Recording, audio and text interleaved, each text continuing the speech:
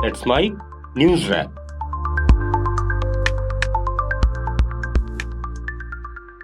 Let's mike news wrap में अब सुनते हैं दिन भर की अहम खबरें सिर्फ 10 मिनट में। सबसे पहले सुर्खियां। राज्यसभा में 59 सांसदों को दी गई विदाई। देवगौड़ा पर खड़गे बोले, मोहब्बत हमसे, शादी मोदी जी से। अब एलपीजी में नहीं चलेगी मनमानी, केंद्र का सख्त कदम, देश भर में छापेमारी।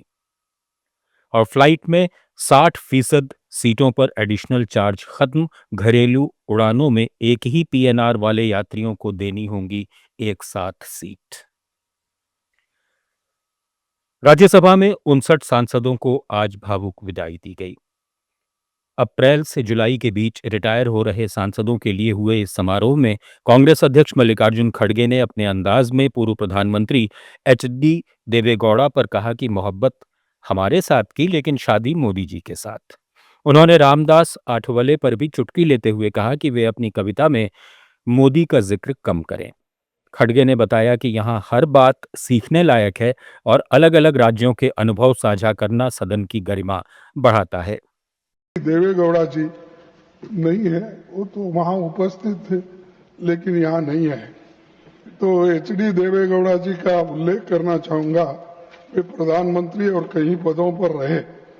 मैं देवेगौड़ा को बहुत दिन से 54 साल से जानता हूं, उनके साथ ही मैं काम किया, लेकिन क्या हुआ मुझे मालूम नहीं।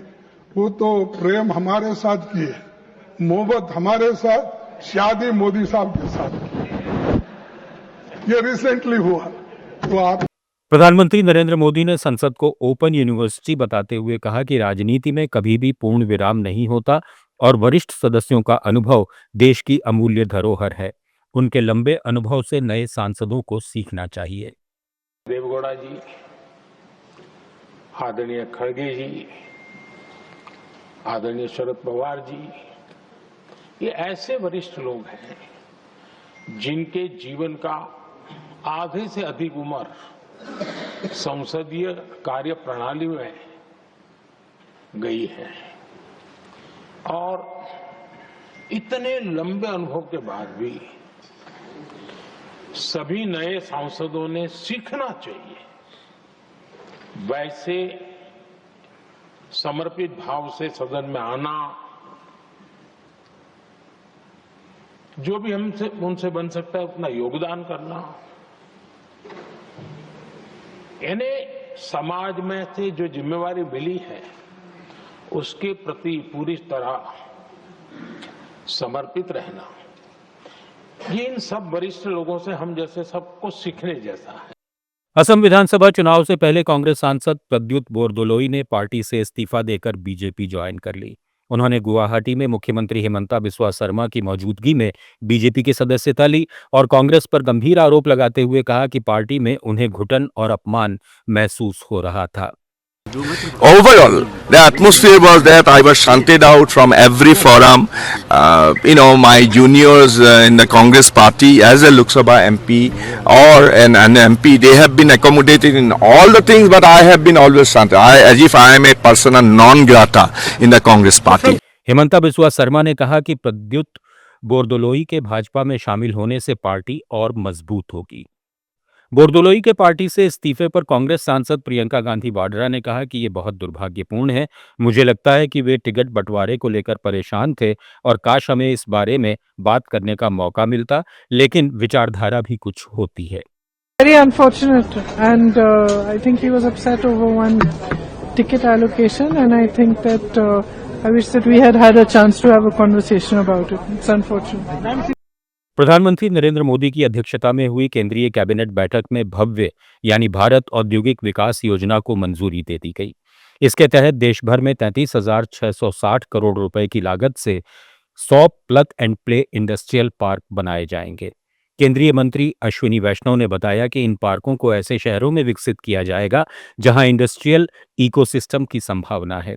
सरकार को उम्मीद है कि इस योजना से करीब 15 लाख सीधे रोजगार पैदा होंगे और देश में मैन्युफैक्चरिंग सेक्टर को बड़ा बढ़ावा मिलेगा। और ऐसे शहर जहां पर इंडस्ट्रियल इकोसिस्टम बनता है या बन सकता है, वहां पर investment ready plug and play industrial parks बनाए जाएंगे। करीब भारत सरकार की तरफ से सपोर्ट होगा 1 करोड़ पर एकड़ और मिनिमम 100 एकर्स का रिक्वायरमेंट इसमें एलिजिबिलिटी के लिए चाहिएगा।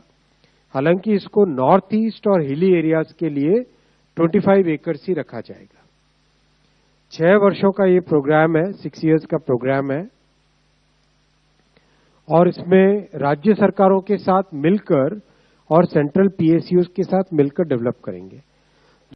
एलपीजी को लेकर केंद्र सरकार ने सख्त रुख अपनाया है। पेट्रोलियम और नेचुरल गैस मंत्रालय की जॉइंट सेक्रेटरी सुजाता शर्मा ने जानकारी दी है कि ऑयल मार्केटिंग कंपनियों यानी ओएमसी ने एक ही दिन में देश भर में एलपीजी डिस्ट्रीब्यूटर्स पर 2300 से ज्यादा सरप्राइज इंस्पेक्शन किए हैं। इन जांचों का मकसद गड़बड़ी, ओवरचार्जिंग और कालाबाजारी पर लगाम लगाना है। वहीं केंद्र सरकार ने राज्यों और केंद्र शासित प्रदेशों को कमर्शियल एलपीजी का अतिरिक्त 10% आवंटन देने का ऑफर भी दिया है। हालांकि इसके साथ एक शर्त रखी गई है कि राज्य सरकारें एलपीजी से पीएनजी यानी पाइप्ड नेचुरल गैस की ओर लंबे समय के बदलाव को बढ़ावा दें। सरकार का यह कदम साफ तौर पर संकेत देता है कि अब फोकस पारदर्शिता के साथ साथ क्लीन और सस्टेनेबल एनर्जी पर भी है। आने वाले समय में पीएनजी को बढ़ावा मिलने से गैस वितरण व्यवस्था में बड़ा बदलाव देखने को मिल सकता है। 22 स्टेट्स और यूनियन टेरिटरीज में डिस्ट्रिक्ट लेवल मॉनिटरिंग कमेटी भी सेटअप हो गई है। हमारी सभी स्टेट्स और यूनियन टेरिटरीज से रिक्वेस्ट है कि जहां पर कंट्रोल रूम सेटअप नहीं हुए हैं या district level monitoring committee setup नहीं हुई है, वहां तुरंत उन्हें सेटअप किया जाए। एनफोर्समेंट एक्शन में रेड्स जारी हैं, सीजर्स जारी हैं और एक्शन लिया जा रहा है अगेंस्ट ऑल माल प्रैक्टिसेस। इसके अलावा पीएसयू ऑफिशियल्स की टीम भी एक्टिवेटेड है और लगभग कल 2300 रिटेल आउटलेट्स और एलपीजी डिस्ट्रीब्यूटरशिप्स पर। इधर राजस्थान में गैस संकट को लेकर पूर्व मुख्यमंत्री अशोक गहलोत ने कहा है कि मुख्यमंत्री का गैस की कोई कमी नहीं वाला दावा जमीनी हकीकत से बिल्कुल अलग है। गहलोत के मुताबिक प्रदेश में गृहिणियां और छोटे कारोबारी एलपीजी सिलेंडर के लिए दर दर भटक रहे हैं। हालात इतने खराब हैं कि करीब 50,000 होटल और रेस्टोरेंट बंद होने के कगार पर पहुंच गए हैं। कमर्शियल सिलेंडर नहीं मिलने से ढाबा और हलवाई संचालकों को भारी नुकसान उठाना पड़ रहा है। उन्होंने सोशल मीडिया पर अखबार में छपी एक खबर का हवाला देते हुए आरोप लगाया कि गैस की कमी से औद्योगिक इकाइयों में उत्पादन ठप हो रहा है, जिससे मजदूरों की रोजी रोटी पर संकट खड़ा हो गया है।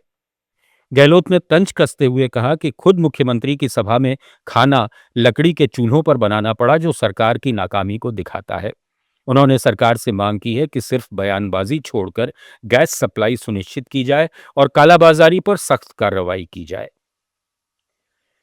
छत्तीसगढ़ के बिलासपुर में शंकराचार्य स्वामी अभिमुक्तेश्वरानंद सरस्वती ने यूजीसी के नए नियमों को हिंदुओं को बांटने वाला बताते हुए इसे राष्ट्रद्रोह करार दिया है।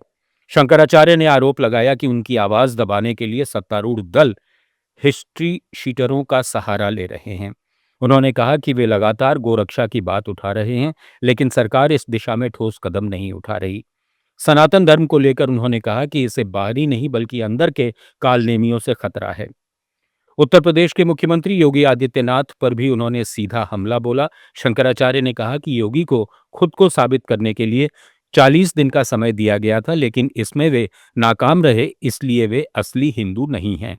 तो हिंदू समाज को बांटने वाला कानून है, ये राष्ट्रद्रोह है। इस तरह का कानून किसी भी दशा में क्रियान्वित नहीं होना चाहिए। शायद ये पहली बार है कि इंदौर के तिलकनगर क्षेत्र में प्रीतिनगर में आज सुबह कार चार्जिंग के दौरान शॉर्ट सर्किट से भड़की आग में 8 लोग जिंदा जल गए। इनमें एक ही परिवार के कुछ रिश्तेदार भी शामिल हैं, जो इंदौर में कैंसर का इलाज कराने आए थे। घर के लोगों के मुताबिक घर में रखे 4 सिलेंडर और 8 एसी में ब्लास्ट हुआ था। इसके बाद आग ने भयावह रूप धारण कर लिया। घर की बिजली चली गई और इलेक्ट्रिक गेट खुल नहीं पाए। इसकी वजह से लोग घरों में ही फंस गए। घटना इतनी भयावह थी कि 8 साल का बच्चा बुरी तरह झुलस गया। मध्य प्रदेश के मंत्री कैलाश विजयवर्गीय ने इंदौर पहुंचकर घटनास्थल का दौरा करने के बाद कहा कि हमने पुलिस आयुक्त से एक विशेषज्ञ समिति बनाने का अनुरोध किया है, ताकि ये जांच की जा सके कि आग लगने का कारण घटिया चार्जिंग स्टेशन था या खराब केबल। न्यूज रैप में फिलहाल इतना ही। जुड़े रहिए लेट्स माइक के साथ।